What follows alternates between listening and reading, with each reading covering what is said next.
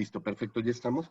¿Quién me recuerda dónde más o menos nos quedamos la sesión pasada? ¿Quién me pudiera más o menos dar como una referencia de dónde nos quedamos? Mire, yo me acuerdo, sí me acuerdo dónde nos quedamos, pero digo, para más o menos ver dónde se situaron ustedes en términos de lo que estuvimos viendo.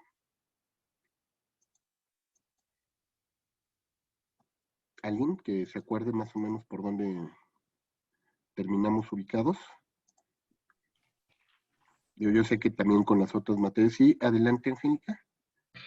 Bueno, yo tengo que el hombre siempre ha vivido en procesos de globalización, supervivencia y la primera globalización, la colonización, una sola lengua, el español, una religión preponderante, el catolicismo. La ruptura para entrar a la era industrial fue dejar de centrar todo en Dios, no en el individuo. Eso es lo que yo tengo de apuntes. De último. ¿Cómo brincamos de la Edad Media? Y estábamos construyendo el pad que nos pusiste para compartir. Estuvimos viendo, doctor, también todas las características de las tecnologías de la información y la comunicación, cómo las tecnologías de información se vuelven unos contenedores de desarrollo, construcción cultural. Estamos hablando sobre ese tema también. Claro. Si ustedes recuerdan lo que habíamos hecho, una especie de mapeo sobre estos tres grandes momentos, era industrial, era agrícola y era de la información, yo les decía, y prácticamente donde nos quedamos. Déjenme ver si no, creo que le quité me van a matar, pero bueno, es que hoy no habilité el módulo de poder hacer anotaciones, pero bueno, si ustedes recuerdan, en esta línea que habíamos trazado de manera horizontal, dividida en los tres grandes momentos, era agrícola, que prácticamente la terminábamos, como les decía, con el Renacimiento, y en el momento específico de la primera gran colonización y globalización que nos había marcado ya Friedman, con esta ruptura precisamente del paso de la era teocrática a una era teocéntrica, a una era antropocéntrica, que es donde vamos a tener prácticamente todo este desarrollo evolutivo que va a empezar a dar forma a las distintas revoluciones industriales. Y fíjense lo que les digo, las distintas por no haber solamente una. Como ustedes saben, el surgimiento de un energético, bueno, el aprovechamiento de un energético fundamental como fue el agua por el vapor, posteriormente el carbono, va a detonar una primera gran revolución industrial, ¿no? Va a ser como el motor expansivo de esa primera fase. Posteriormente vamos a tener un segundo motor que va a ser el tema del descubrimiento y implementación de los energéticos como el petróleo, y el tercero de esos movimientos industriales va a estar marcado por el descubrimiento y implementación de la luz eléctrica.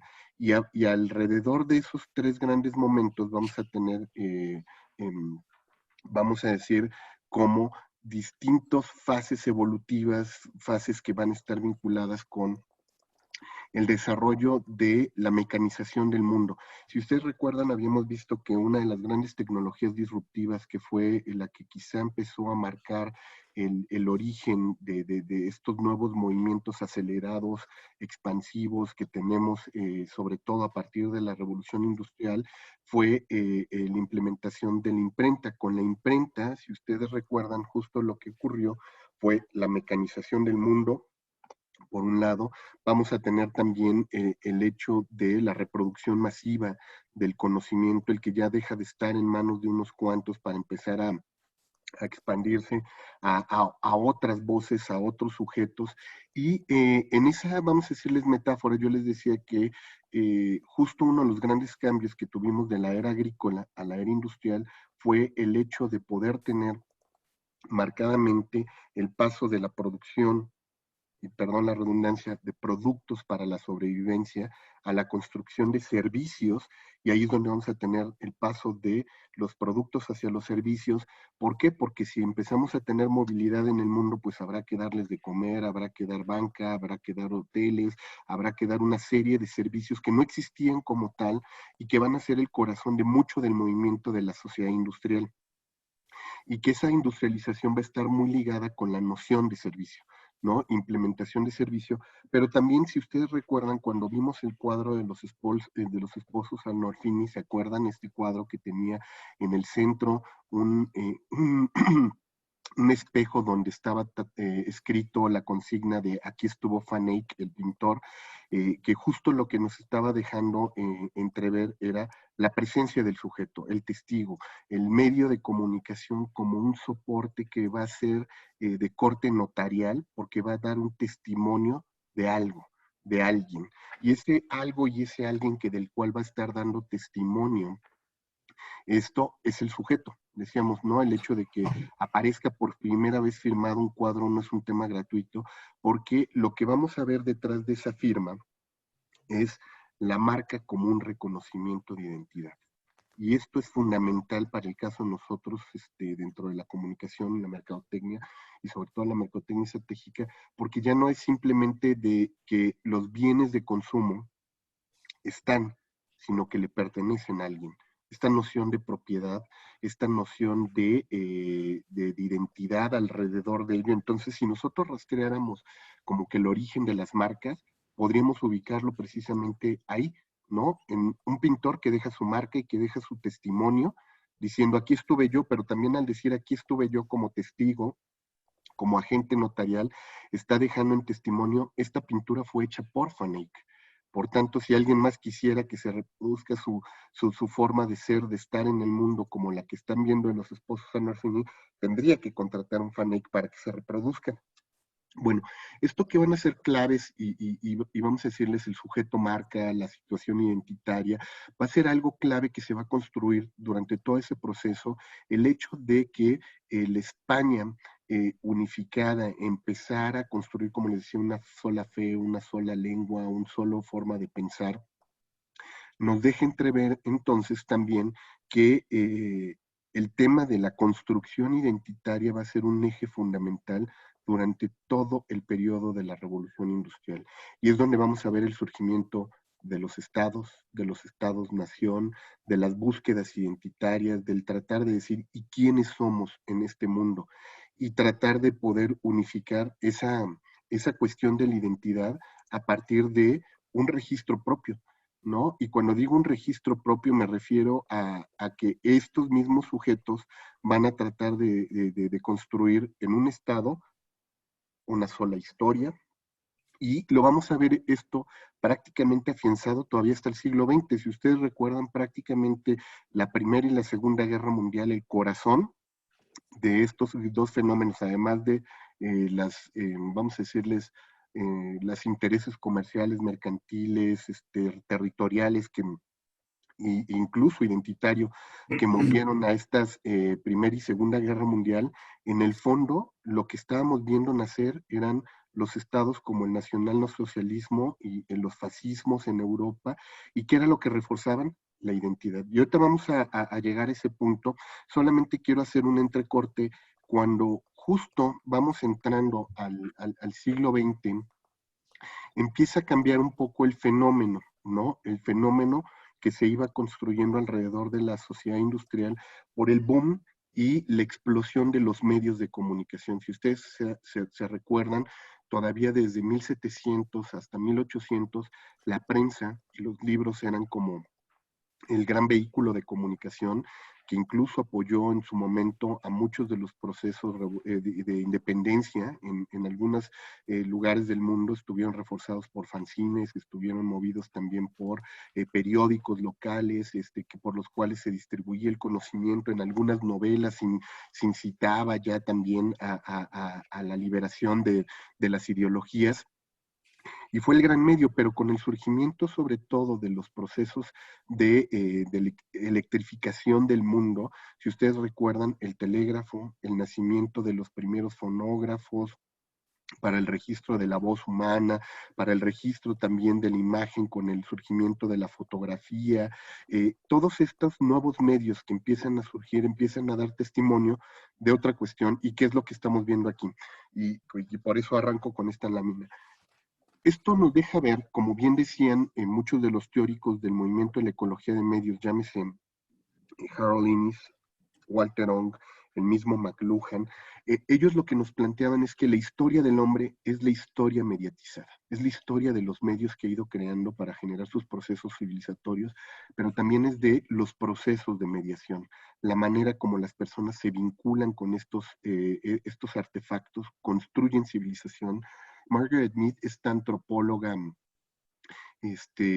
importante en el mundo, seguramente lo habrán visto en un post que por ahí que por ahí compartí, no sé si lo vieron en esta semana.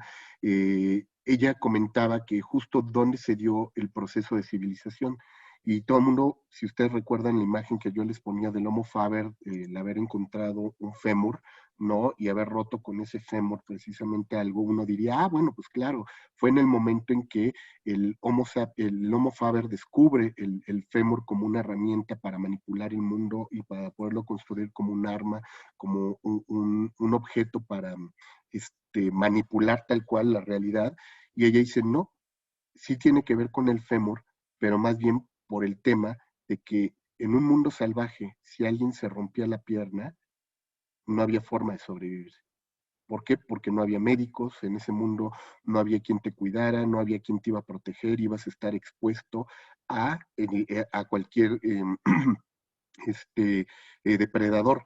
Dice, sin embargo, ¿por qué ella afirma que el fémur es el objeto que construyó el proceso de civilización? Porque hizo que alguien se preocupara por el otro. Es decir, en el momento en que a uno de estos salvajes se le rompió la pierna y alguien osó irlo a cuidar y proteger, y se empezó el proceso de civilización. El proceso precisamente de la alteridad.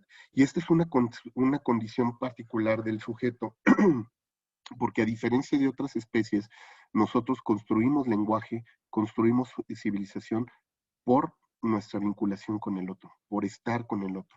Sin embargo, la otredad pareciera que ya no es el eje de nuestra comunicación hoy día, ¿no? Y lo vamos a ir viendo cómo se deconstruye esta noción de la otredad en los procesos cada vez más individualizados que tenemos en esta era hipermoderna.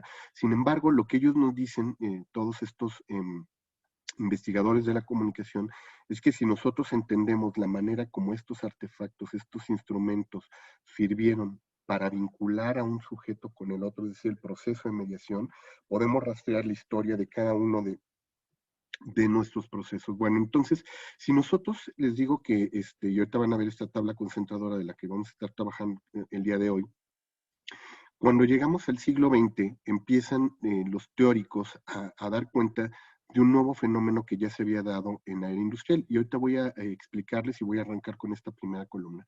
David Harvey, sociólogo, filósofo de la era de la posmodernidad, marxista de formación y con un pensamiento muy basado en la parte de la economía política, en su momento hizo un análisis de esto que les estábamos viendo, de estos tres grandes momentos históricos, era agrícola, era industrial y era de la información, y para tratar de entender el momento histórico en el cual nos estamos moviendo, él lo que plantea es que si hubo una serie de insights importantes en la era industrial, estaban reflejados en una metáfora, y la metáfora, en este caso que él construye, es la de el Ford, el T-Ford, si ustedes se acuerdan, este vehículo generado por Henry Ford, que tenía esta famosa frase de, tú puedes tener el coche que quieras, del color que quieras, siempre que sea negro y siempre que sea un T-Ford, ¿no? Porque no había otra forma de tener otro en esa era, dice, en esa primera fase de la era industrial,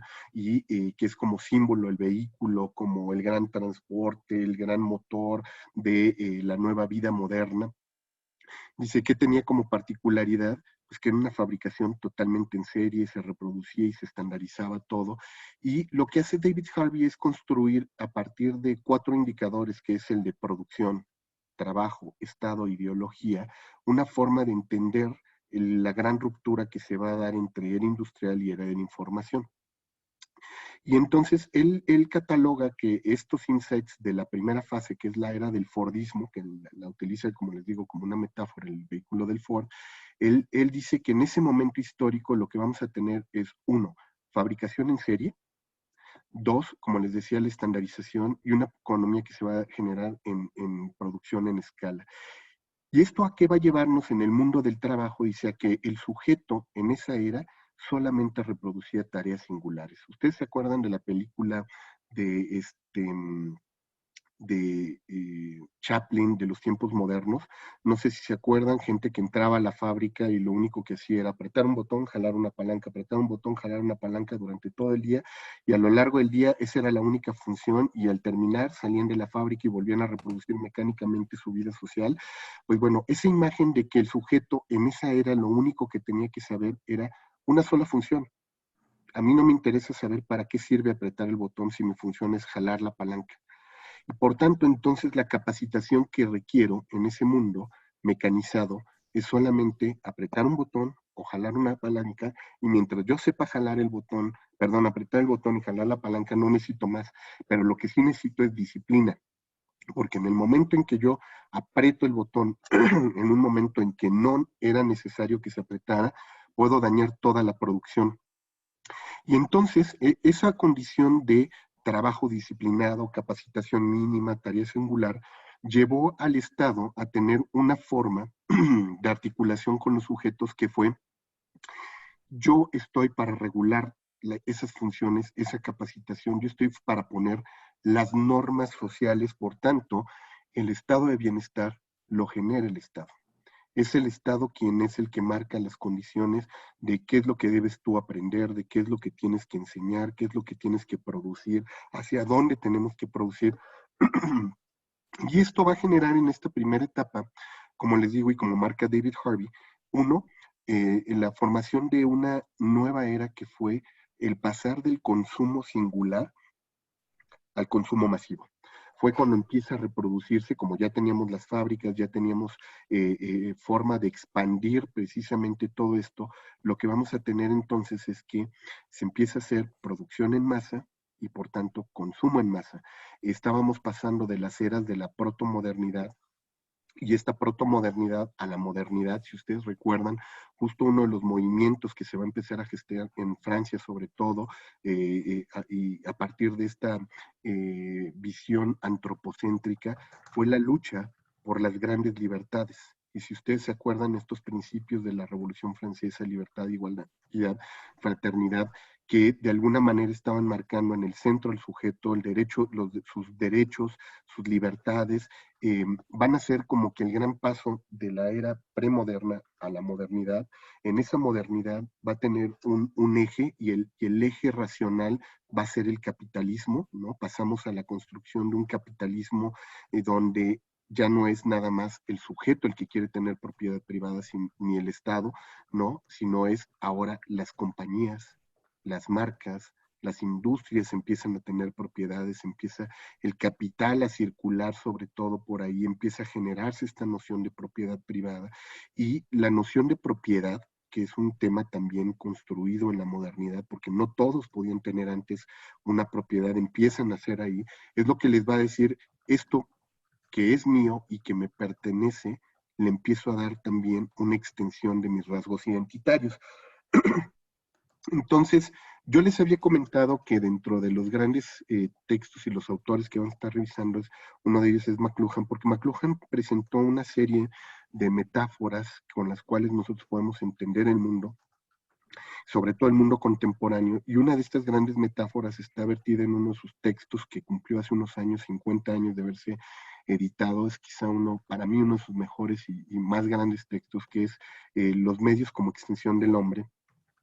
No sé si ustedes ubican este famoso texto, pero hay una premisa y un insight poderoso, que es justo: si los medios son una extensión del hombre, es decir, y son una extensión de nuestros sentidos y nuestras capacidades, podemos entender entonces que todo esto que yo les decía que si ustedes rastrean los instrumentos y herramientas de comunicación, las tecnologías de información y comunicación, pueden entender el proceso civilizatorio, porque ahí donde no llegó el ojo, llegó una cámara. Y llegó una cámara fotográfica, y donde ya no pudo llegar una cámara fotográfica, llegó una cámara de cine, y después llegó una cámara de televisión, una cámara de video. Donde no llega mi voz, va a llegar un micrófono a través de un teléfono, va a llegar un micrófono a través de la radio. Donde no puedo yo escuchar, van a llegar. Por tanto, Si ustedes se fijan, todos los medios de comunicación y todas las tecnologías de información, como bien nos lo dice McLuhan, son una extensión de nuestros sentidos, de nuestras necesidades de poder expandirnos. McLuhan sí llegó a conocer las computadoras, ¿no? Por tanto, él decía que las computadoras eran una extensión de nuestro sistema nervioso central. No conoció Internet, cuando ya hice de McLuhan, sí, Leonardo, adelante. Doctor, una pregunta. Los nombres, o sea, Fordismo, Toyotismo, Amazonismo, Facebookismo, por ejemplo, ¿quién los acuñó? Bueno, ahorita te decía, David Harvey, ese es quien acuña Fordismo y Toyotismo.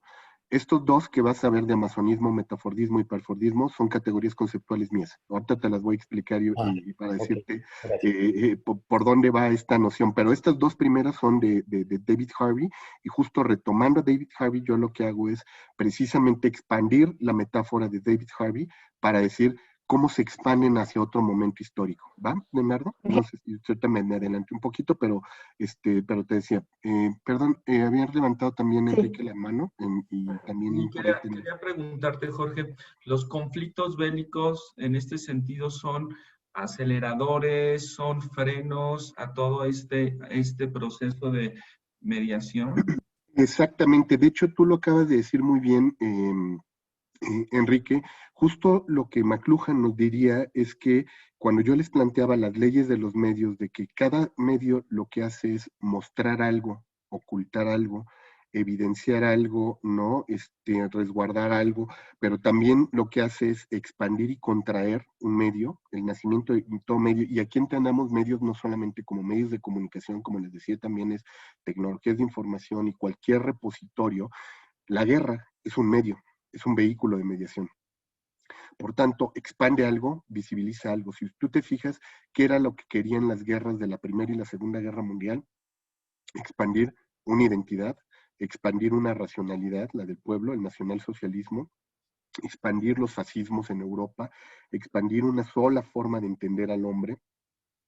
Y son aceleradores, tal cual, tú lo acabas de decir, pero también en algunas otras comunidades fueron una forma de contraer en la evolución, y si no, pregúntenselo en África, Ruanda, cómo la guerra, en lugar de las guerras civiles, en lugar de haberles ayudado, los llevaron a un atraso todavía milenario.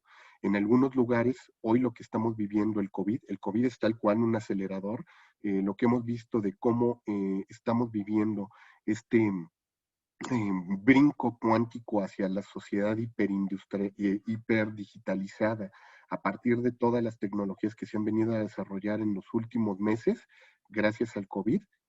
Mientras algunos se aceleraron, otros lugares se contrajo y se redujo la evolución, y en lugar de estar avanzando, pues está casi en un proceso de involución, logrando esta lógica. No sé si con esto te respondo, Enrique, pero sí, efectivamente son, bajo esta premisa, como decíamos, expansores, contractores, no aceleradores o formas de retraer, y como yo les decía, en la misma mecánica de los medios como una extensión del hombre, lo que están extendiendo en este momento, si se fijan, son estas nociones de identidad, de modernidad, de nación. El concepto como nación se va a construir en todas estas primeras fases, y es quizá el primer gran principio que habrá que tomar en cuenta como gran metáfora de McLuhan, ¿no? McLuhan nos planteaba entonces que si todo esto era lo que estaba ocurriendo, los medios y todas estas tecnologías iban a jugar un papel fundamental para la consolidación de los marcos ideológicos, de la noción de para qué está el Estado,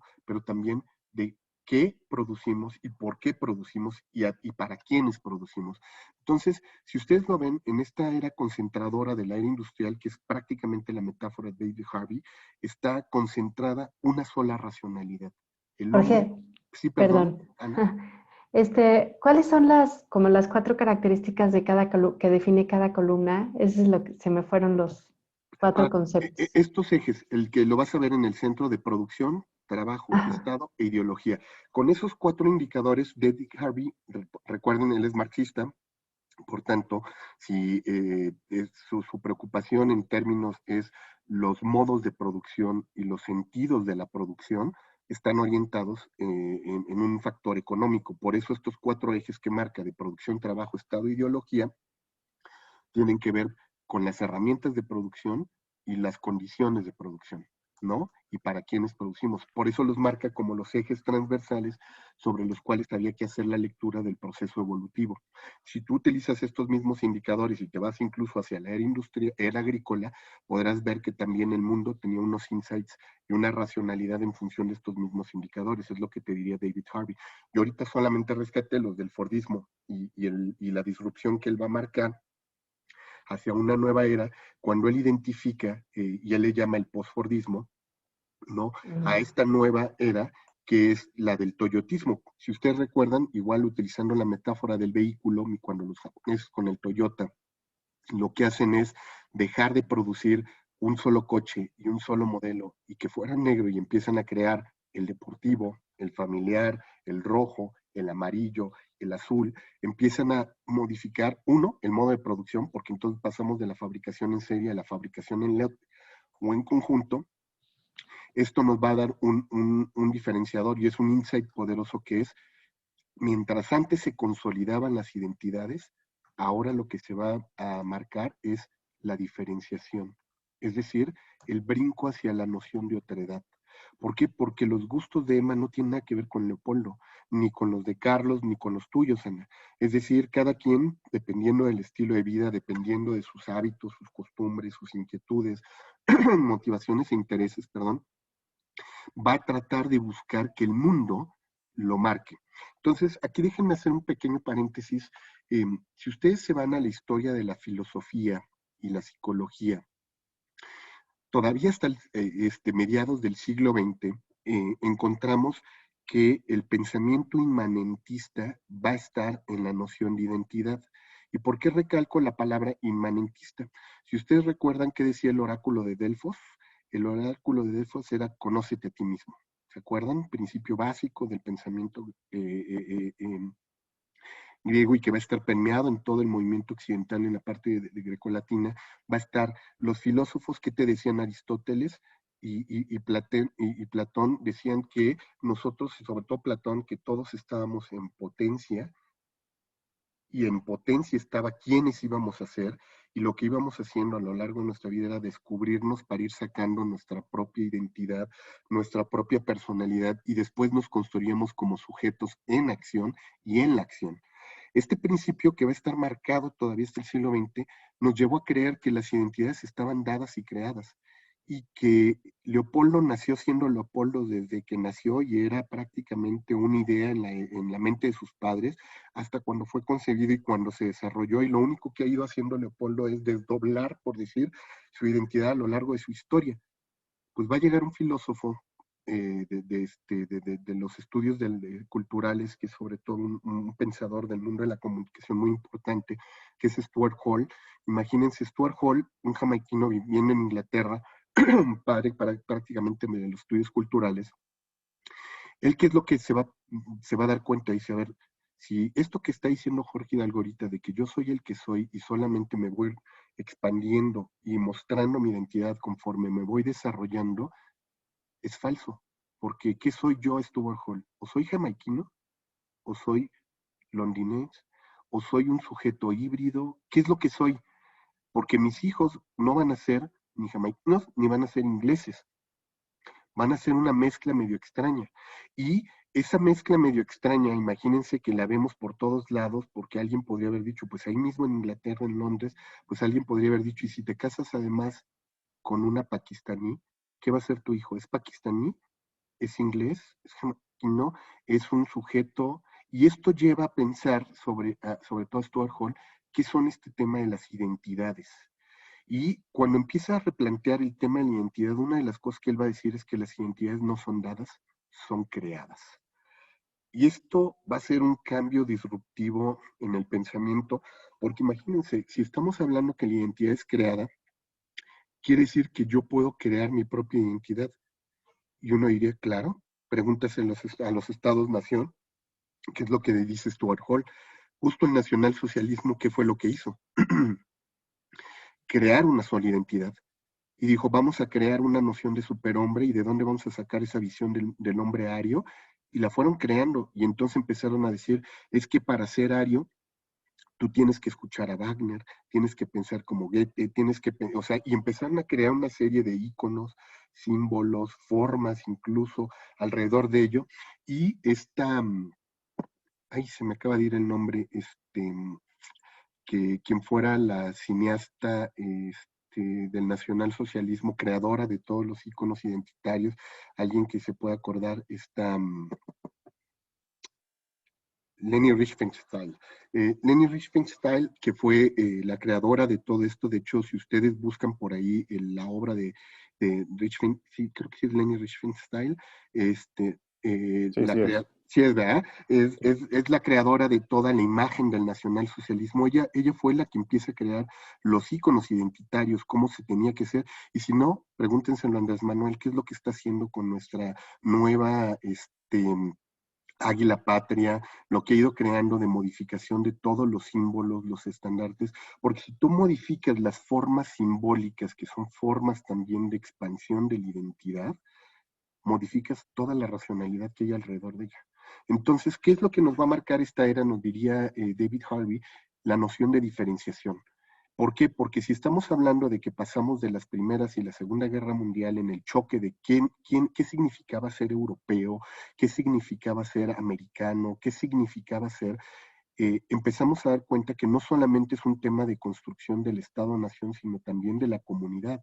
Imagínense lo que implicaba vivir en una Alemania dividida y que de un lado de la barda fuera comunismo y del otro lado de la barda fuera capitalismo, y que tú no pudieras hablar con tus parientes ni familiares porque te dividía no solamente un muro, sino te dividía todo un mundo simbólico detrás de ese muro, ¿no? Y esa caída del muro ustedes lo vieron en el 89 y lo marcaba por ahí también Thomas Friedman como uno de los momentos claves para este expansionismo globalizador. Tiene que ver con esa caída precisamente de las luchas identitarias. Entonces, si nos vamos al mundo de trabajo, fíjese cómo esta nueva lógica de producción, que es decir, la fabricación en lote, la diferenciación, la economía de alcance, van a estar ahora marcadas por un sujeto que ya no solamente aprende una sola tarea, sino que ahora, Emma, si el día de mañana quiere ser ya no directora de su escuela, sino quiere ser la rectora, va a tener que tener otras habilidades, competencias, conocimientos, por tanto, no le basta la capacitación que ya le dieron en la primaria, en la secundaria, en la prepa, va a tener que adquirir nuevos conocimientos. Entonces, entre más capacitación reciba, ¿no? Más responsabilidades le van a dar, pero también esas responsabilidades que va a tener, las va a tener que expandir a sus grupos de trabajo. Por tanto, aquí va a haber una lucha de control para decir quién es el que tiene que regular. ¿Tiene que regular el Estado? Las corporaciones empiezan a tener tal fuerza para finales precisamente del siglo XIX, principios del siglo XX, y no se diga en el siglo XX, es el siglo de las grandes corporaciones, de las grandes, el surgimiento de las transnacionales, el cómo se van a ir construyendo estos grandes conglomerados, pues van a apostar para decir, a mí tu Estado no me tienes que decir cómo me tengo que manejar. Y la batalla de todas estas instituciones es la desregulación. Es decir, Estado, no te metas conmigo, pero entonces esta noción de que las industrias, las empresas empiezan a tener poder, las va a llevar a buscar la privatización del bienestar. Es decir, también ya no es una noción ni una responsabilidad del Estado proveer, sino que ahora también uno de los grandes proveedores va a ser la corporación, van a ser las instituciones que están surgiendo en paralelo al Estado. ¿Qué es lo que vemos entonces? Nos diría David Harvey que empezamos a pasar del consumo de masas al consumo individualizado, ahora está más marcado por los estilos de vida. Vamos a ver una gran ruptura en términos de la noción de modernidad y el concepto de posmodernidad, que seguramente ustedes desde la década de los 90 habrán escuchado hasta el cansancio, sobre todo en los 90, que es cuando se empieza a ya no a acuñar, sino a democratizar y a institucionalizar el concepto, surge porque muchos de estos pensadores, entre ellos David Harvey, Habermas, Lyotard, Bauman, seguramente son autores que por ahí les pueden sonar, En un momento, en un texto de Lyotard, que es el libro de la condición posmoderna, se plantean ellos estamos entrando a una nueva era, estamos entrando a un nuevo momento histórico donde estaríamos hablando del fin de la modernidad, y la respuesta de muchos de ellos es sí, porque lo que empiezan a ver es, uno, lo que ellos llamaron el fin de la historia, y el fin de la historia, más que por una noción apocalíptica, es por el hecho de decir todo lo que era el pensamiento occidental se va a caer justo en este nuevo momento histórico. Ya no va a ser el pensamiento único, monolítico, eurocéntrico que teníamos, sino que empezamos a ver que justo en la diferenciación, en la búsqueda identitaria, ¿no? En esta crisis de las identidades, ya no se sostiene como forma de pensamiento único. Vamos a decir que es el fin de la historia, nos va a decir Fukuyama que es el fin del hombre, ¿no? Y de hecho, si ustedes se fijan, muchos de los libros que van a empezar a surgir en términos de filosofía durante todo este periodo era el fin de algo, el fin de la historia, el fin del hombre, el fin de las instituciones, el fin del Estado, el fin del sujeto, la muerte de todo. Era la muerte absolutamente de todo. ¿Por qué? Porque todos estos pensadores críticos que ya habíamos visto desde Nietzsche, ¿no? Los existencialistas en su momento, toda esta racionalidad que había permeado, va a estar como en el corazón de la discusión filosófica, sociológica y antropológica, y van a retomar sobre todo un concepto que surge en la arquitectura. La noción de posmodernidad surge en la arquitectura. Era un movimiento que había surgido para identificar sobre todo un eclecticismo, una mezcolanza y una hibridación en términos de géneros estéticos, donde este tipo de arquitectos que estaban surgiendo y que le llamaron a su movimiento los posmodernos, les digo, ya no utilizaban la forma de construcción clásica, empezaron a hacer como muchas disrupciones, mezclas ahí, y los filósofos toman este concepto de la arquitectura y lo expanden en términos metafóricos para entender el nuevo momento. Y este momento va a estar marcado, como decíamos, con la globalización. Ya McLuhan, entre otras de sus metáforas, en su momento nos llegó a hablar de la aldea global. Les digo, él no conoció Internet. Yo les decía, se quedó prácticamente hasta las computadoras, dijo que era una expansión del sistema nervioso central. Sin embargo, él, podríamos decir que entre una de las cosas que hizo fue predecir como que venía un mundo de interconexión o hiperconexión, donde todos íbamos a estar conectados, por esto esta noción de globalidad, pero él decía que va a ser una aldea. Fíjense la construcción de la metáfora. Le digo, no era gratuito que él viniera de las letras y para él fuera tan importante la metáfora como una forma de comprensión del mundo, y que dice que didácticamente es el recurso que tenemos los sujetos para entender el mundo. Él decía que en esta metáfora la aldea global lo que implicaba es que entre más conectados estuviéramos, nuestra condición se iba a mover hacia una visión más primitiva y salvaje de nosotros mismos, y que iba a llegar un momento en que nos íbamos a tener que replantear las formas básicas de la existencia, la vida comunitaria, el sentido de la articulación. Yo les decía que Walter Ong en su momento, que era discípulo de McLuhan, este sacerdote jesuita, hablaba del mundo de la oralidad, y él decía que existió una primera oralidad en la que el hombre se reunía alrededor del fuego para contarse las historias, transmitirse el conocimiento, y la noción de hogar parte de ahí, todos alrededor de una fogata, de un fuego que nos mantenía unidos, y en ese fuego donde se articulaba la comunidad se transmitían todos los saberes, conocimientos, habilidades, pero era todo oral. Walter Ong nos dice que vamos a pasar a una segunda oralidad cuando justo entramos a la era industrial moderna, y sobre todo hacia el brinco hacia la sociedad del conocimiento y la información, porque pasamos a la segunda oralidad donde ya no nos reunimos alrededor del fuego, sino nos reunimos alrededor de la radio, de la televisión, que estaba en el centro, en el corazón de los hogares, en esas primeras fases, y ustedes lo recordarán con sus abuelos y sus padres, que se reunían a escuchar la radio, a ver la televisión en la sala.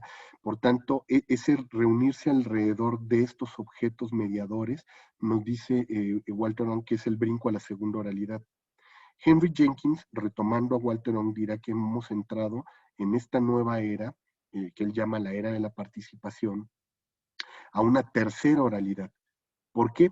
porque así como en estas ferias industriales, como aquella en la que se montó la Torre Eiffel, ¿se acuerdan las ferias mundiales donde hicieron? En aquel entonces pasaban los pregoneros, los merolicos gritando, bienvenidos a una nueva era donde usted va a dejar de ser el observador para convertirse en el protagonista.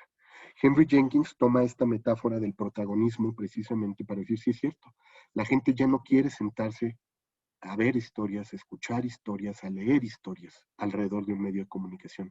Hoy quieren co-construir las historias. Y en esta nueva fase y en este nuevo momento histórico en el que vamos a entrar, y ahorita vamos a dar este brinco cuántico, es justo la gran ruptura que se tiene con el periodo anterior, que es los sujetos dejan de ser sujetos pasivos para convertirse en sujetos activos, en co-constructores de la historia. Ya no la construye el Estado, no la construyen las corporaciones, y ustedes lo vieron con el brinco de la globalización 3.0 que les marca Friedman, es la era del sujeto, la era del hombre que empieza a construir este proceso civilizatorio de Olada, ya no global, sino nos diría matelar planetaria o interplanetaria, incluso a partir de la década de los 60 con el intento del hombre por llegar a la luna, y ahora lo que está haciendo Tesla y bueno, Elon Musk con toda su compañía para llegar al hombre al espacio, lo que quiere hacer Virgin para también democratizar los vuelos a la luna.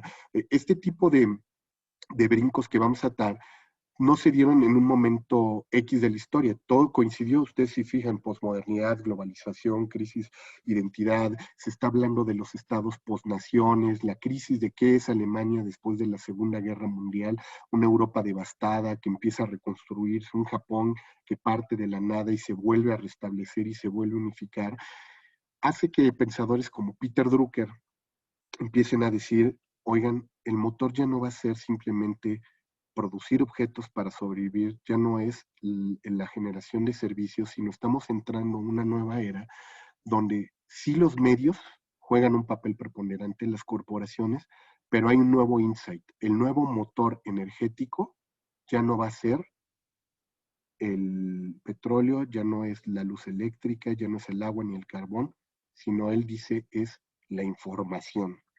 La información y los datos que empiezan a producir las agencias noticiosas, los medios de comunicación, las corporaciones, toda esa información. Y si ustedes se acuerdan, esta frase típica del área de información es poder, tiene que ver con este pensamiento que ya Peter Drucker empieza a identificar como un marco disruptivo a partir de la década de los 50.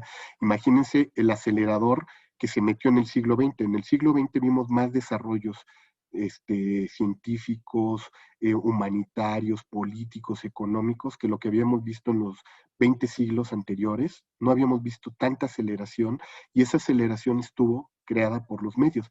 Sin embargo, si ustedes hacen un recuento histórico de dónde están los aceleradores más potentes que hemos tenido en los últimos años, llevamos menos de 20 años de haberlos construidos.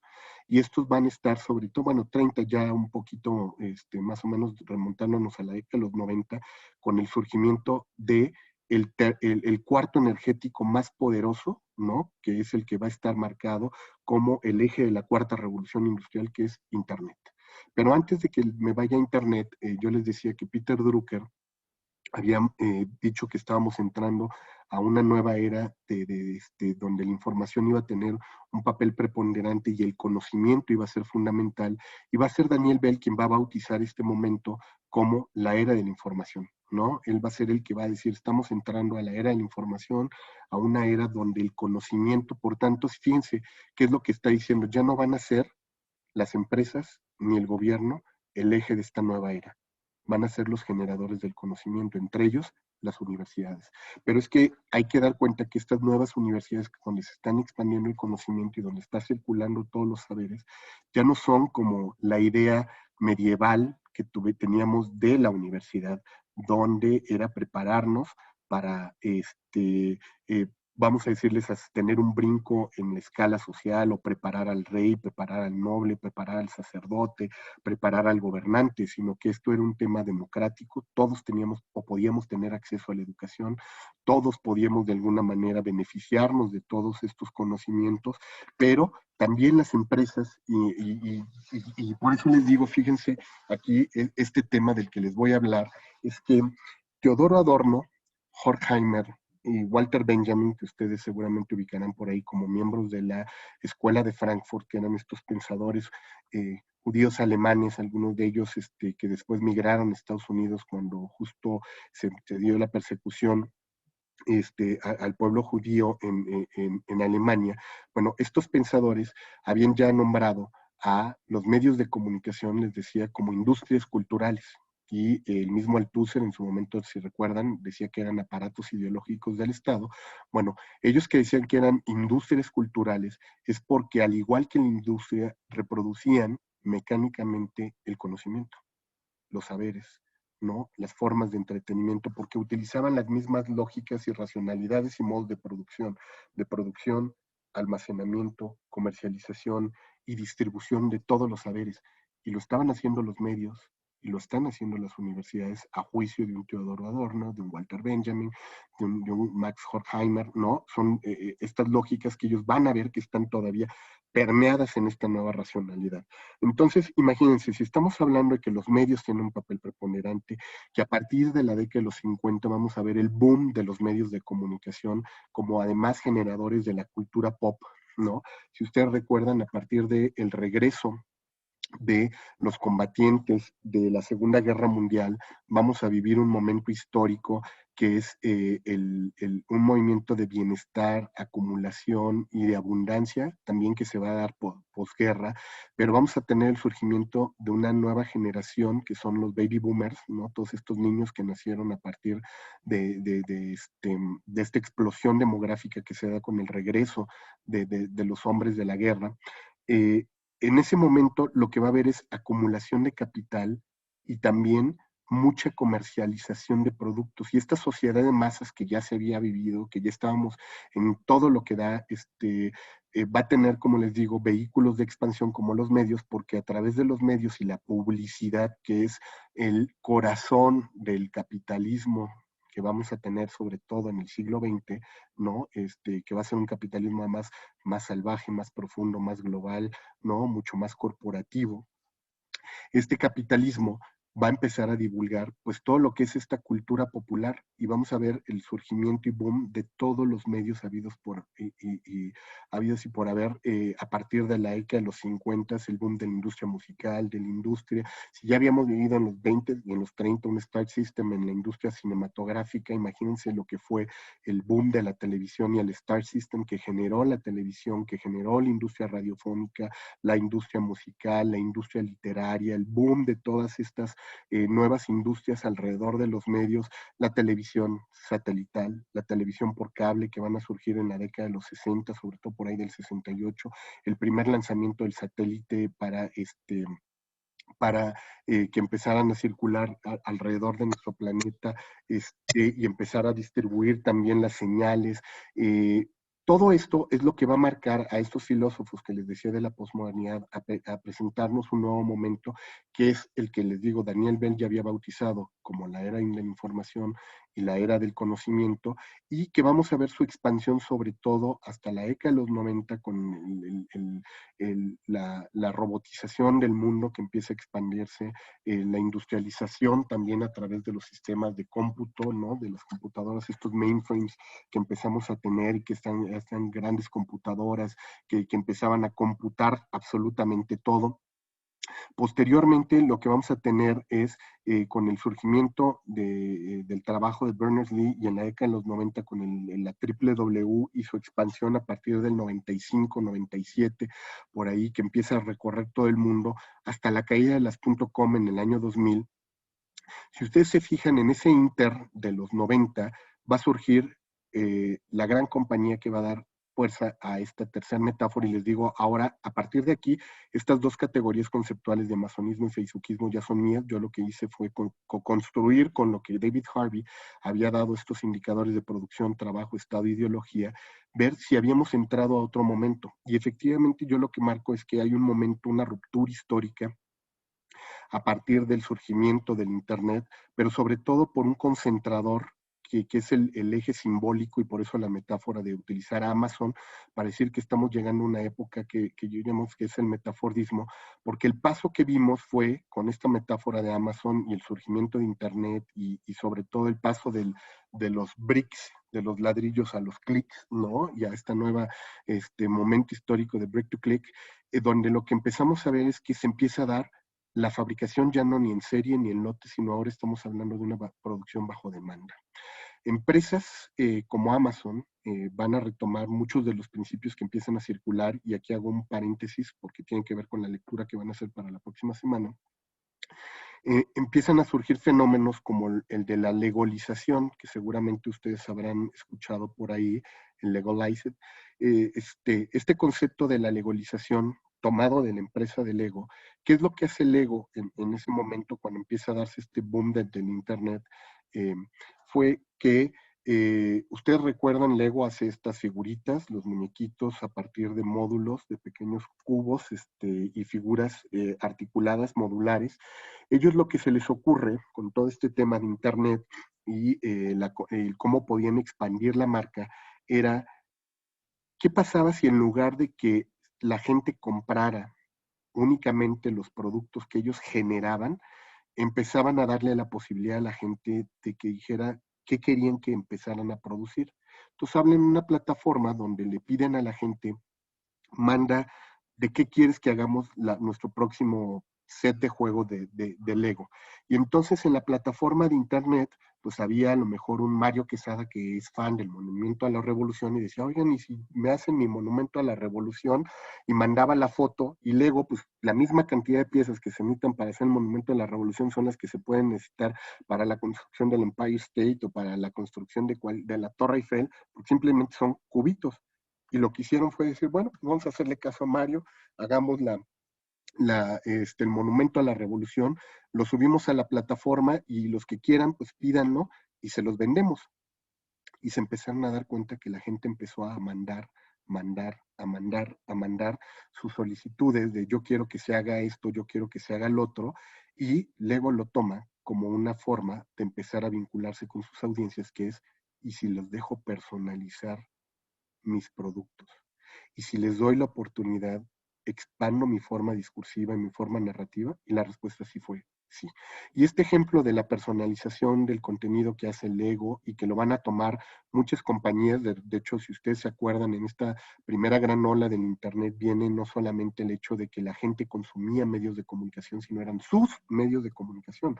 Y cuando me refiero a sus medios de comunicación, era My Yahoo, My Google, MySpace. No es gratuito que así se llamaran My Google, My Yahoo, MySpace, porque empiezan a darse cuenta que estábamos entrando a una nueva era, a una nueva fase, donde la gente lo que quería, como les dije, ya no era escuchar historias, sino participar en las historias, construir estas historias. Por tanto, el eje, el insight de la personalización, lo vamos a después ver como Chris Anderson, el editor de la revista Wired, que les digo que es así como la Biblia de los tecnólogos, de la gente que está buscando tendencias, los que quieren saber por dónde se está moviendo el mundo. Esta revista de Wired, editada por Chris Anderson, un físico, ¿no?, que de pronto un día se dedicó a hacer econometría, por una pregunta que se lanza él mismo, que es, ¿por qué es diferente Amazon de Walmart? ¿Por qué no es igual Tower Records a Apple Music, ni es lo mismo que toda la plataforma de iTunes? Y la respuesta a esa pregunta podría ser bastante tonta, pero no. Ahorita van a ver que esa pregunta es realmente un tema fundamental para comprender sobre todo la economía digital, es porque cuando Chris Anderson se lanza esta pregunta de por qué es diferente Walmart a Amazon y qué es lo que los hace diferente, está en la respuesta en un principio comercial y mercadológico, y sobre todo en este modelo de Pareto que seguramente muchos de ustedes ubican, del 80-20, ¿no? Entonces, si ustedes recuerdan este principio de Pareto, ¿no? Del 80-20, pues lo podríamos ejemplificar en algo muy burdo, que es Gandhi, la librería Gandhi, no vive de vender Suave Patria, ni de vender El Laberinto de la Soledad, ni de vender los poemas de Ramón López Velarde, ni de nadie más, ni de Pablo Neruda. ¿De qué vive?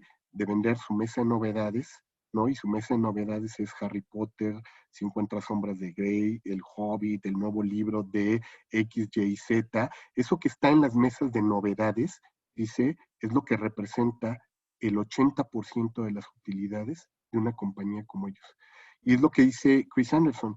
Es decir, en el mundo tradicional, si ustedes lo vieran, y perdón que no pueda ahorita hacer el dibujo, pero si ustedes hicieran, si se imagina, pero miren, a ver si lo puedo poner en un esquemita, a ver, déjenme ver si se los puedo poner ahorita, y lo tengo incluso más adelante en la presentación cuando explico un poquito economía long tail, y ahorita van a ver hacia dónde va. Seguramente ya este tema de la economía long tail para muchos de ustedes es un tema ya por demás visto o referenciado. El tema de la economía long tail o economía de cola larga, y ahora sí ya se los pongo porque no era necesario que hiciera el dibujito. Aquí lo tengo, ¿no? Y me adelanto simplemente unas láminas más. Un segundo, déjenme mostrarles el principio que él va a marcar, y ahorita van a entender por qué se los comparto y qué tiene que ver con nuestra sesión de hoy y de la próxima semana. Perdón, aquí está. Si me permiten. Que es una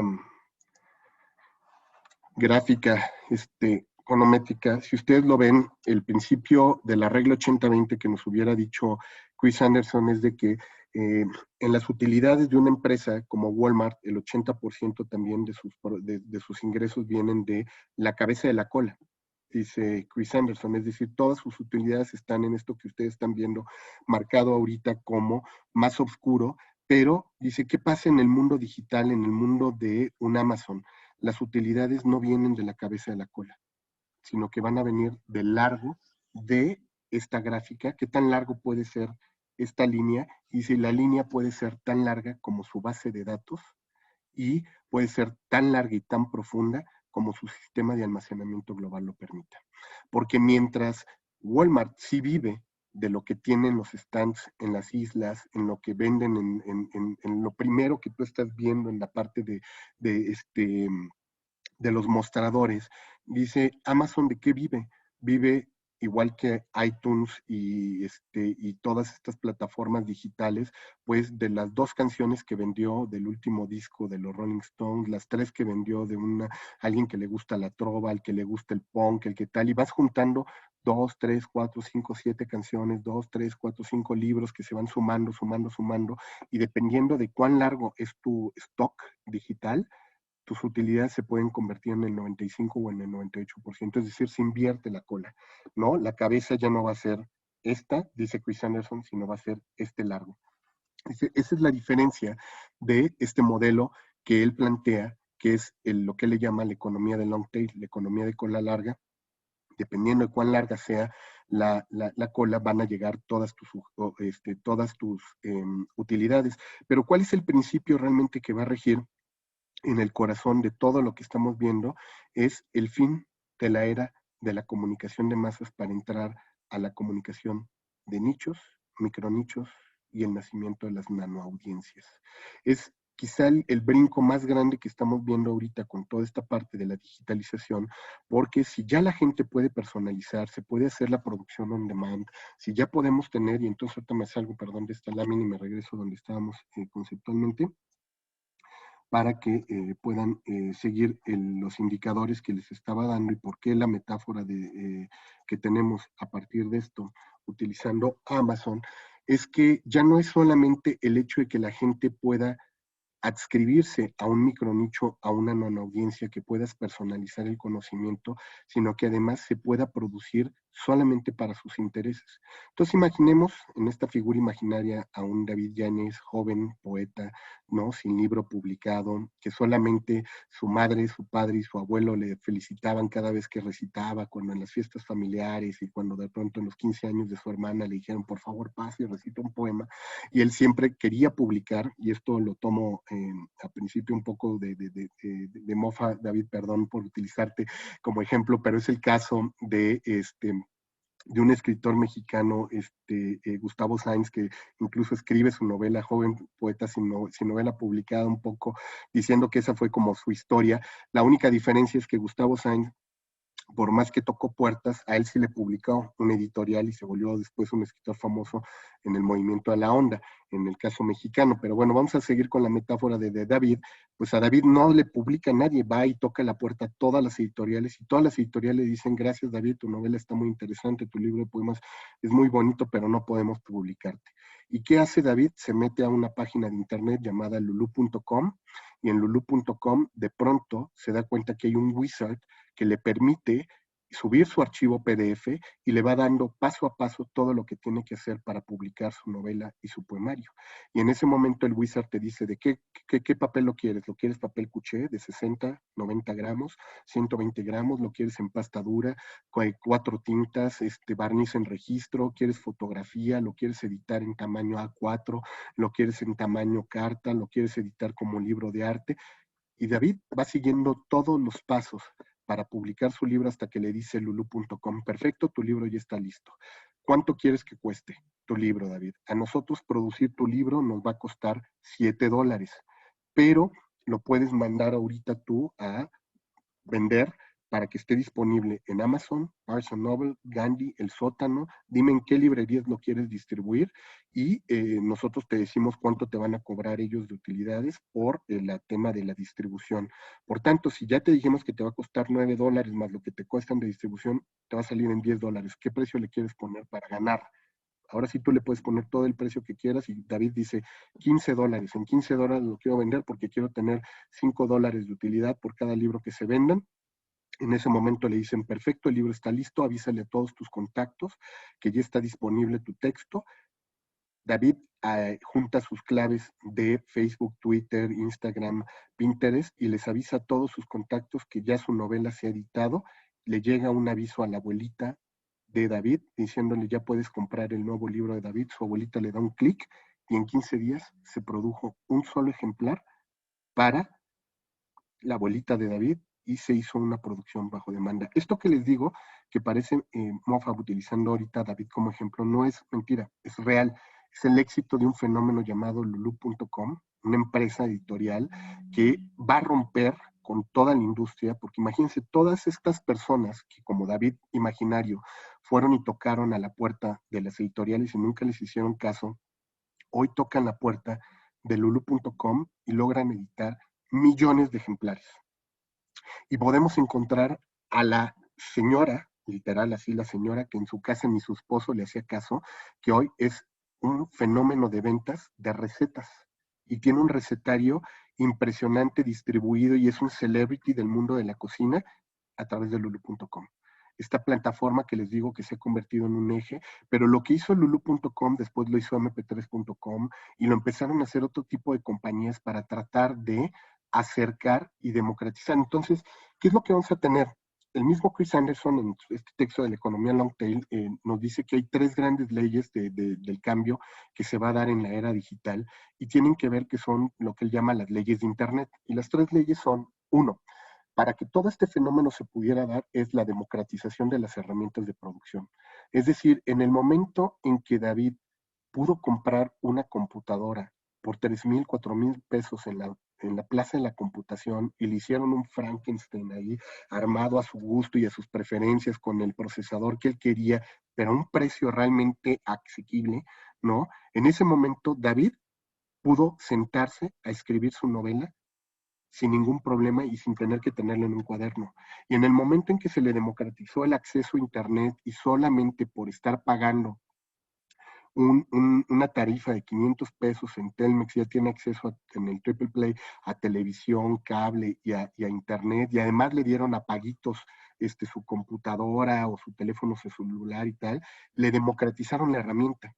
Y en el momento en que se democratizan, y esta es la segunda ley, los agregadores de contenido, es decir, en el momento en que surgen los Facebooks, los Googles, los YouTubes, los bloggers, los lulu.com, los mp3.com, todas estas plataformas que le permiten a David subir el contenido, va en ese momento a cumplir con la tercera ley de Internet, que es romper la distancia entre la oferta y la demanda.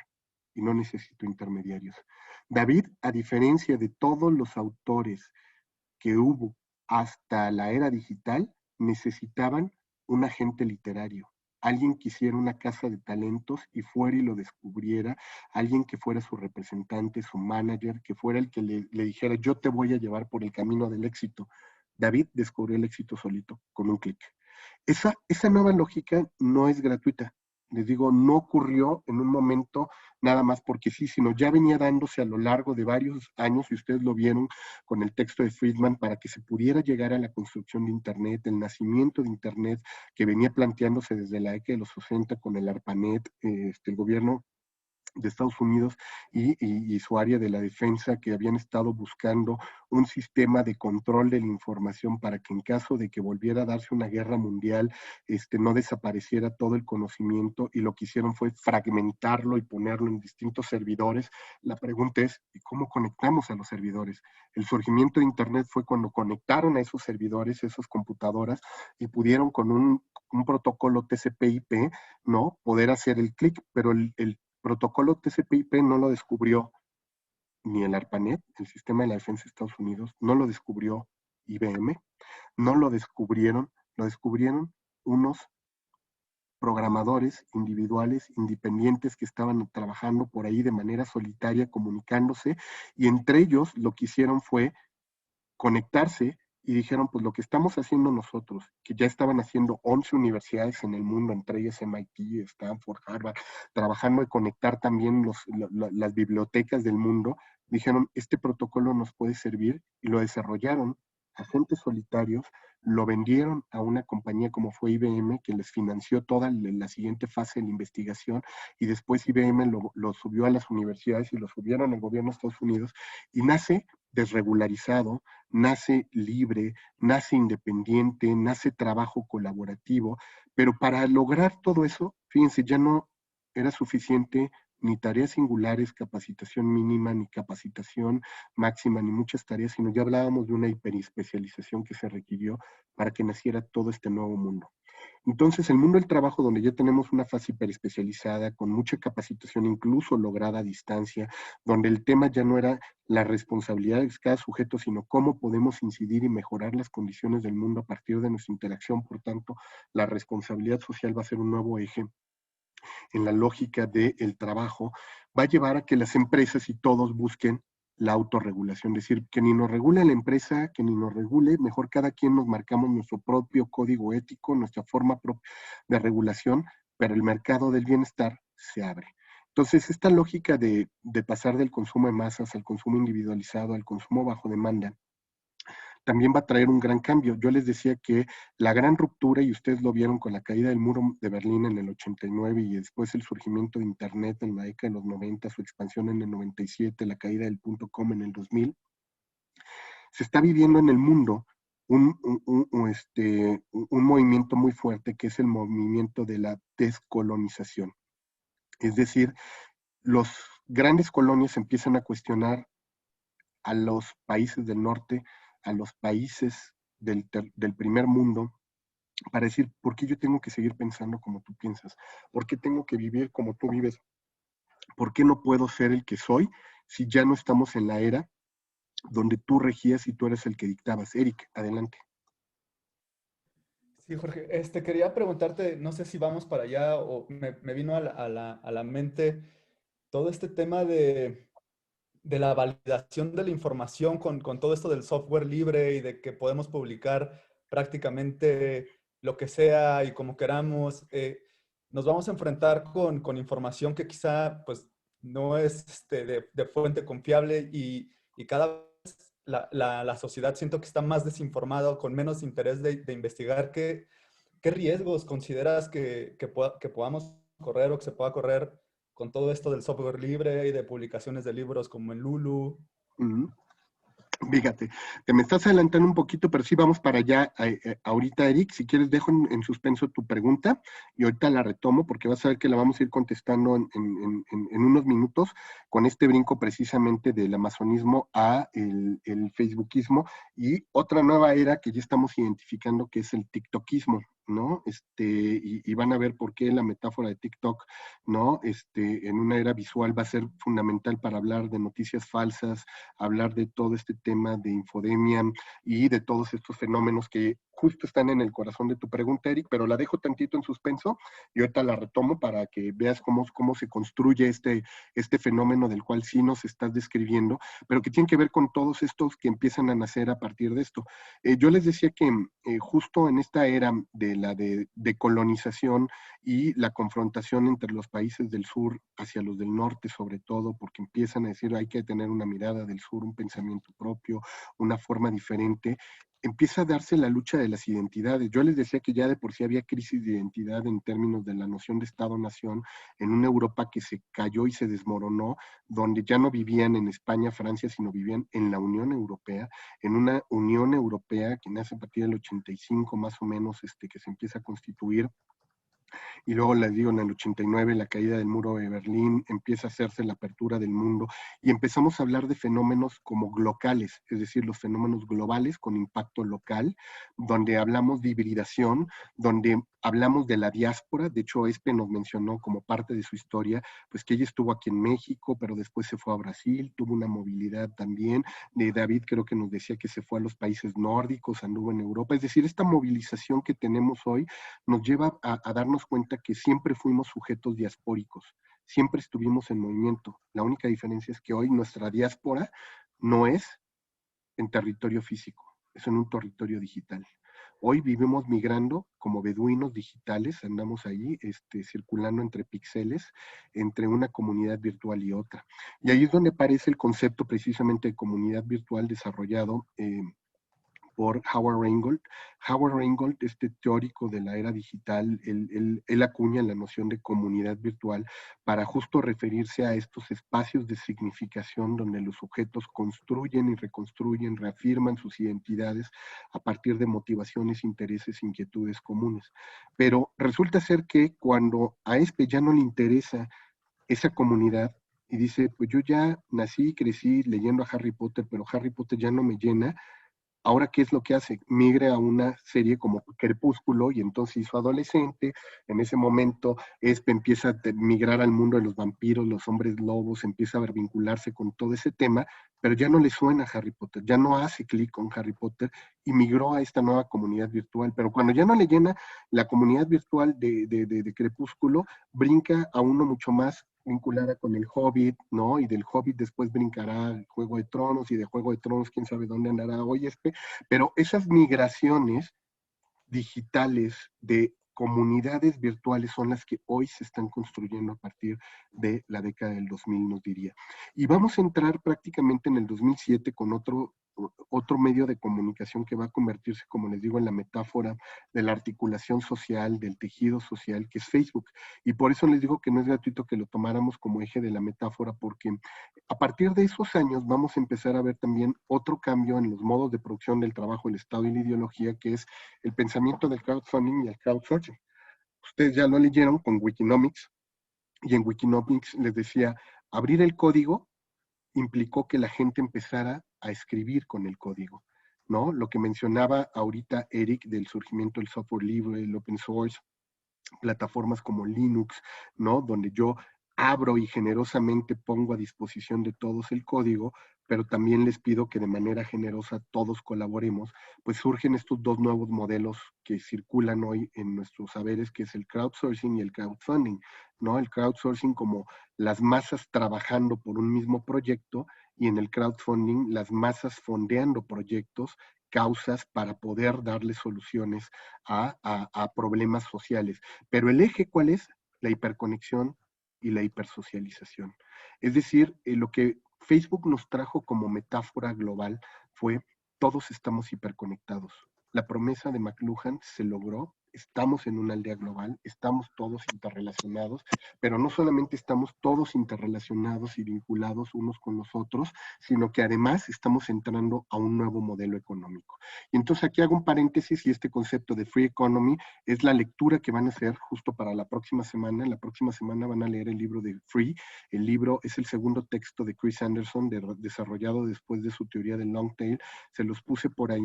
De hecho, curiosamente, la primera versión de Free, del libro de Free, salió como un artículo publicado en Wired. Lo puso gratis también Chris Anderson, porque decía que íbamos a entrar a la era de la gratuidad, donde todo iba a ser gratis, pero la diferencia entre lo gratis y lo de pago es realmente más bien de orden simbólica. Y él pone la metáfora, dice, ¿cuál es la diferencia entre el primer lugar y el segundo lugar en una carrera de caballos? Dice, en el hipódromo, en una carrera de caballos, y el segundo lugar, la diferencia son milímetros.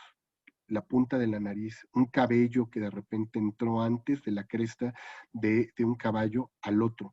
Dice, en el mundo digital es exactamente lo mismo. Antes, cuando todavía Manuel Rico y un servidor éramos jóvenes y surgió el CD, que era lo que comprábamos, una torre de CDs para quemar todo lo que hacían nuestras empresas, lo que hacíamos en información, y una torre de discos nos podría costar 1,000 pesos, de 100 discos, CDs para quemarla. Hoy ustedes pueden ir a comprar por $1 casi cada uno de esos CDs, y muy probablemente con 100 pesos ustedes están comprando 2 torres de discos. Y si se van a la piratosfera, antes ustedes pagaban La piratosfera. Un disco compacto de su artista preferido, y entonces Angélica, que estaba comprando el nuevo disco de Alejandro Fernández y que le estaba costando 300, 400 pesos, pues hoy va y se puede comprar toda la discografía de Alejandro por 5 pesos en la piratosfera, por un disco que seguramente al pirata comprarlo en términos masivos no le costó ni $1, le ha de haber costado 0.0000001 centavos de peso. Y lo que dice Chris Anderson es que la diferencia entre un pirata hoy y un pirata mañana, ganador de esta carrera, va a ser un decimal más en los 0.00000 que se agregan, lo cual aparentemente para el consumidor es costo cero, pero no es costo cero. Pareciera que nos salió gratis estar en YouTube, pareciera que nos sale gratis estar en Google, lo que nos sale gratis estar en Zoom. Y ustedes dicen, pues sí, tengo gratis Facebook todos los días. Pues sí, pero alguien tiene que pagar la computadora, alguien tiene que pagar internet, algún costo, y hay algo que está subsidiado por un tercero, hay alguien que está pagando el subsidio, que puede ser la publicidad, puede ser la venta de tus datos, que es justo el corazón de toda esta era. Toda la datificación que vamos a empezar a ver ahorita está permeada precisamente por esta venta, ¿no?, subterránea de todos estos indicadores que son los que están llevando a que se genere un nuevo modelo económico. Una pregunta, ¿siguen todos por ahí? Porque creo que ya se me congelaron. No sé si se nos fue el internet. Fue a la conferencia que sigue. Ahí está volviendo, doctor Jorge. Se fue a la piratosfera.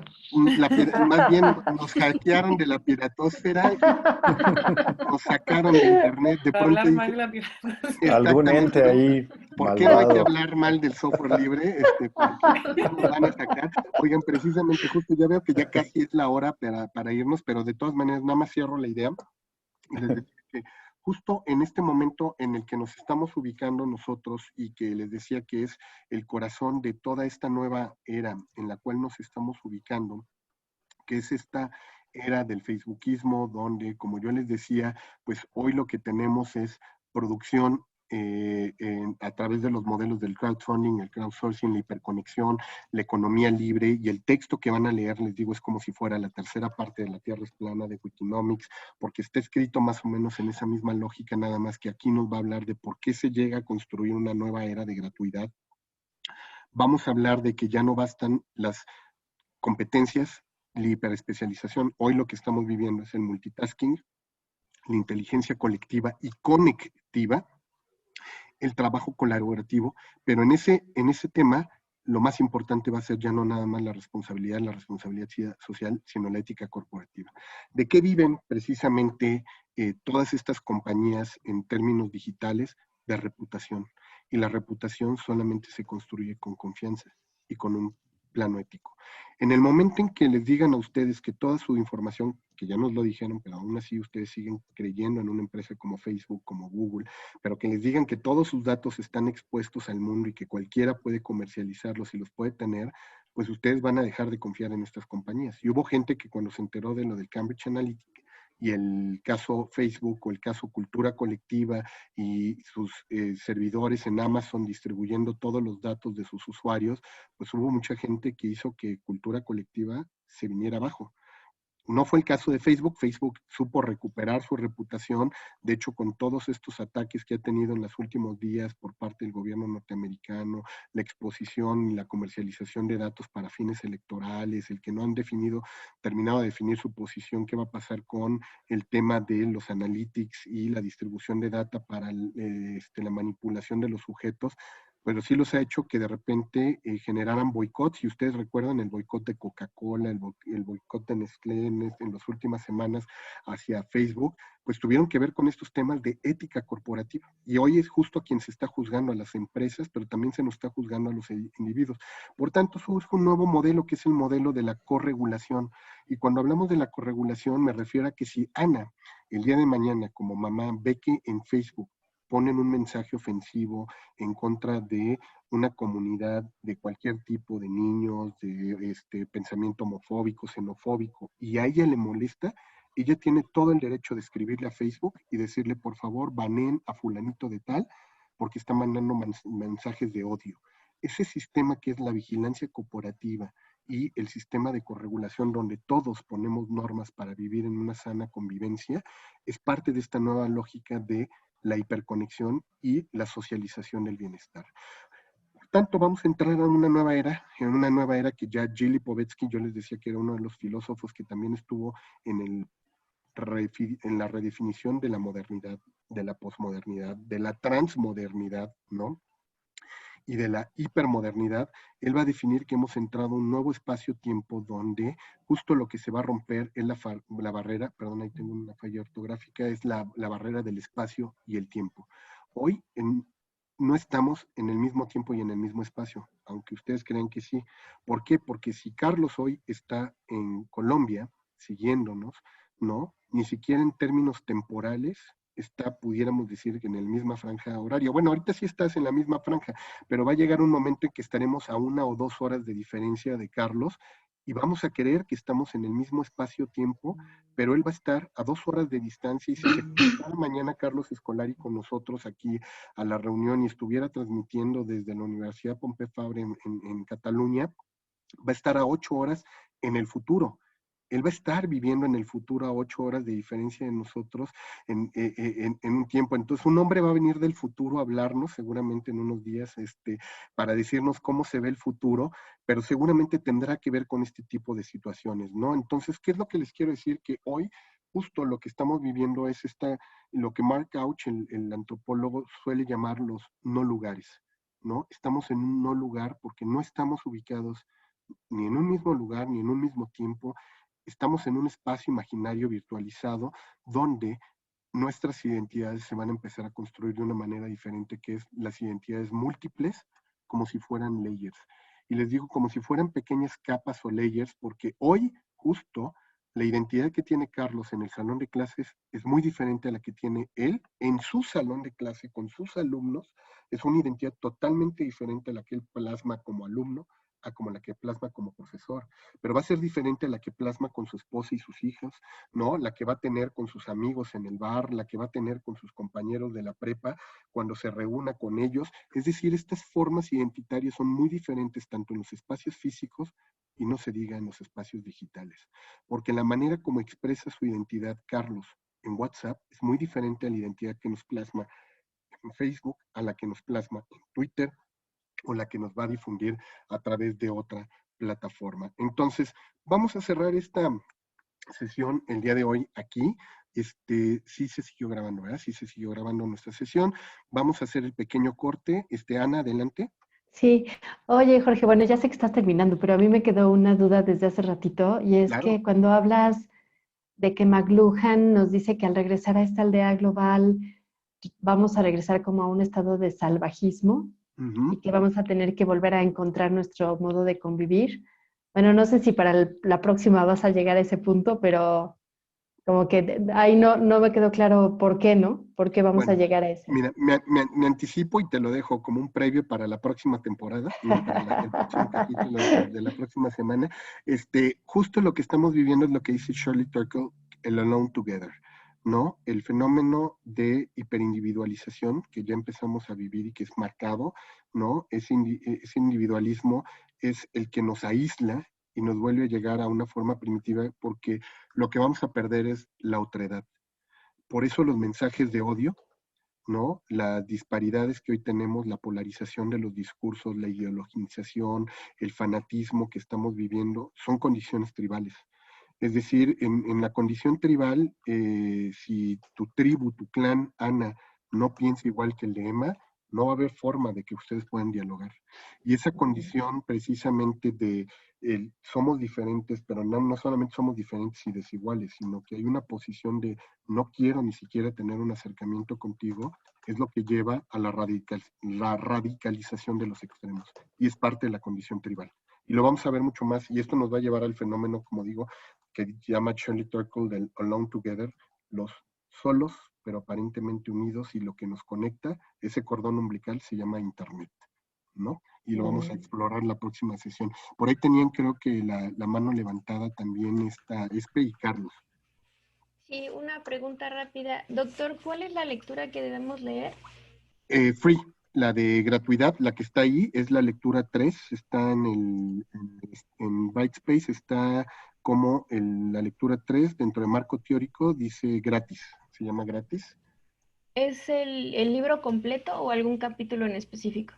Lo que su capacidad de avance les permita, fíjense, ahí no me voy a poner estricto, ¿no? Todo lo que puedan avanzar del texto les va a gustar, no les digo que lo lean completo porque también sería inhumano de mi parte, pero de verdad ahí sí, lo que puedan leer del texto, con que lean, les digo, 1 o 2 capítulos alrededor de ellos, van a entender prácticamente todo lo demás. Casi todo lo que es el libro son casos de los modelos de gratuidad y cómo se llegó a la construcción, pero el planteamiento está en el capítulo 1, ¿no? Donde nos introduce a por qué se construye el modelo de gratuidad, y todo lo demás son modelos de éxito de esta era de gratuidad, ¿no? Entonces con eso vamos, Espe. Por ahí, Carlos, ¿tenías duda? Sí, profe Jorge, no, un comentario que creo que este momento es el ideal para hacerlo, justamente cuando se habla de la gratuidad, cuando usted hablaba de cómo hemos evolucionado a ese trabajo colaborativo y que ya el conocimiento no esté cerrado. Justamente ayer estábamos terminando un evento muy grande que se llamaba la Check 2020, donde nos reunimos muchos líderes de oficinas internacionales de muchas universidades. A propósito, estaba la directora de la ORI y de la ANAHUAC. Había una profesora mexicana tocando un tema interesantísimo, profesor, y tiene que ver con lo que usted nos decía ahora al final, y nos hablaba sobre los beneficios de la ciencia abierta y cómo hoy en día ya esas publicaciones de forma abierta, usted hace 8 días también cuando nos mostraba un poquito lo del Saber y todo, hablaba de eso, me acordaba de usted, y cómo esto está ayudando, esto de la ciencia abierta, al incremento de la eficiencia en la investigación, evitar la pérdida de tiempo en la producción y búsqueda de información, inclusive evitar el fraude académico. Y nos ponía muchos casos interesantísimos, lo que está pasando con plataformas como Impact Story, On Paywall, Depsi, y creo que esto hace parte de esa ciencia abierta, y los profesores resumían en que desconocen este tema. Y Claro. aún obviamente hay gente pagando $5,000 por una publicación, que si bien es cierto, es una ruta, pues la ruta como dorada, decía ella, también en muchas ocasiones nos perdemos grandes oportunidades, y el llamado es a eso, como usted lo dice, justamente a esa corregulación, pero también a socializar esa producción a nivel mundial. Claro, y fíjate, y es importantísimo lo que dices, porque este movimiento del open source va a detonar el open access. Y el open access y el abrir el acceso y el abrir el conocimiento es lo que va a meter en crisis a las universidades y a las grandes bases de datos, llámese Easy, Blackwell, ¿no? Todos ellos, porque imagínense lo que implicó en el mundo de la ciencia construir todo un monopolio de información y conocimiento, como estas bases de datos, donde yo científico me da $1 millón mi universidad para que descubra una vacuna. Descubro la vacuna, pero no puedo difundir la vacuna, el conocimiento, si no es a través de la revista Nature. Y si no lo publico en Nature, o sea que además se va a tardar como 3 años en publicarme mi paper con los descubrimientos, y gasté ya prácticamente otro $1 millón para que Nature me pueda publicar y estar consiguiendo correctores, editores, para que mi texto salga perfecto y se pueda difundir el conocimiento. Ya que lo difunde Nature, para que mis alumnos puedan leer ese paper, tuve que pagar una base de datos que costó otro $1 millón, ¿no? A la universidad. Increíble. Pero además los alumnos no pueden descargar gratuitamente mi paper. O sea, lo está pagando la universidad, pero lo leen y no lo pueden distribuir. Carlos no se lo puede pasar a Ana, porque si se entera el ciber que está él distribuyendo, te pueden demandar a ti, Carlos, por hacer, de hecho, nos pueden demandar por estar circulando todos estos libros que estamos hoy en nuestro repositorio, cualquier editorial, porque dice, ¿por qué estás distribuyendo de manera gratuita lo que yo me gasté $millones? Y el autor que descubrió no está recibiendo prácticamente ni un peso por todo lo que se vendió a las bases de datos, lo que hizo Nature, la distribución, todo eso. A mí no me pagarían las regalías, pero bueno, el tema es que toda esa cadena con el Open Access se está rompiendo. Entonces, el que tengas ahorita una plataforma como Cielo, Redalic, que están abriendo, ¿no? Todos, incluso el Google Academics, que hable el conocimiento, pues está poniendo en quiebra a todas estas empresas que son parte de la industria del conocimiento hoy día. ¿Y quienes empezaron el movimiento? No lo comenzó un grupo de activistas como nosotros, lo empezaron las mismas universidades, Stanford, MIT, Harvard, porque dijeron, es que yo no puedo seguir pagando $millones para que la gente lea lo que mis propios investigadores ya les pagué por hacer, ¿no? Entonces ellos abren esta redes de distribución de conocimiento, de acceso libre, y es la batalla que estamos viviendo ahorita, la batalla del Open Access, porque es la batalla de la gratuidad. Y ahí lo van a ver, aparecen todos estos casos, seguramente les digo en el texto, porque la batalla es hasta dónde se va a abrir el conocimiento, hasta dónde se van a abrir las plataformas, hasta dónde lo que decíamos, las 3 leyes de Internet, la democratización de la herramienta de producción, los agregadores, el romper con la oferta y la demanda, se va a lograr en un mundo libre, ¿no? Eso es parte de lo que vamos a dejar. Lo dejo aquí en el capítulo para la próxima semana. Nos vemos entonces la próxima semana con el capítulo de gratis. Sigan ampliando su marca conceptual, y empezamos también el próximo martes. Voy a dividir la clase, una parte en teórica y otra parte en metodológica, porque ya les voy a decir cómo vamos a ir empezando a aterrizar esto hacia nuestro marco histórico, ¿no? Hacia la elaboración de nuestro marco histórico y empezar a redactar ya parte de nuestro texto. Entonces, nos salimos y volvemos a entrar con la clave en lo que van regresando y se van incorporando todas las personas para el conversatorio, ¿vale? Vale. Muchísimas gracias y ahorita nos vemos. Corto la grabación. Gracias, Doc. Gracias a ustedes.